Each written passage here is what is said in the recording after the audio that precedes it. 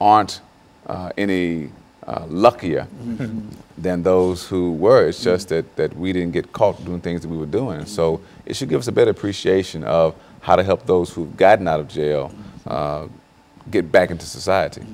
You know, Pastor, when we talk about the criminal justice system in the state of Tennessee, I think we've talked about that on many occasions, but if you had to say one of the most important things that you would do if you had an opportunity to change the system, what would that be?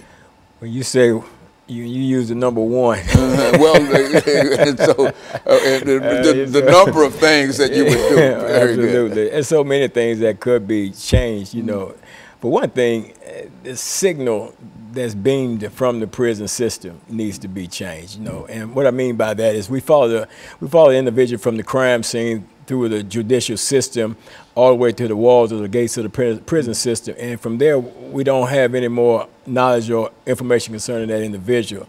And at the same time, a lot of these guys are in prison. They're developing themselves while they're in prison, you know, and they deserve a chance to get out and to use some of the skills and things that they've developed and some of the knowledge that they've gained and the enhancements of their own personal lives, personally rehabilitating themselves, and then give them opportunity to come out and make a difference in society and be productive members of society, you know. So that's just, you know, one of the things, you know, that I would change. There's so many other things that needs to be changed concerning the criminal justice system that that list goes on and on and on. Okay, and so what we'll do, we'll stop for our first commercial break here, and then we'll come back and we'll start with Representative Love, and we'll let him deal with it from his perspective, and then we'll have an opportunity to sort of move this on.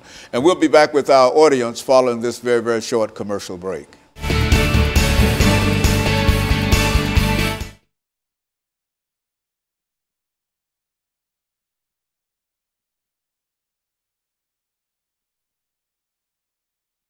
And then push it over to him, and then he'll take up the rest of the time.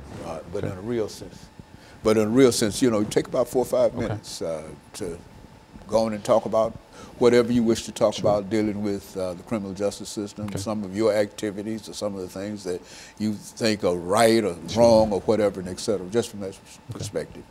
All right. And I'll introduce the show, and we'll have 8 minutes, and then after that 8 minutes, we'll have 10 minutes. But I'll give you about 4 or 5 minutes of that, and then he'll take up he'll sort of feed off your information, and then he'll end that second segment for us, and then we'll come back and we'll sort of divide the 10 minutes between the two of you. Okay. Okay. That sounds great.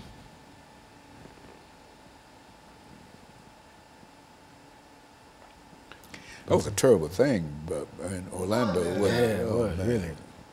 I tell you, just catching it. Then the little boy. Ain't just something. Oh man! All these children. I mean, one get eaten up by a gorilla. And then one by an alligator. Oh man.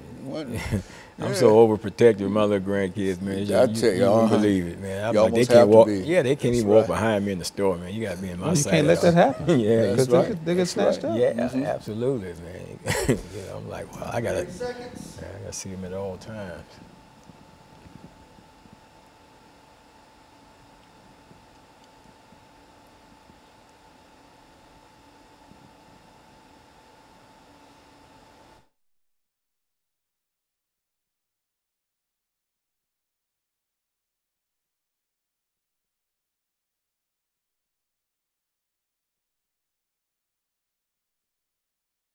Thank you and welcome back to the second segment of the show for today. We're talking to Pastor KWalker and Representative Love, and the topic is the criminal justice system in Tennessee.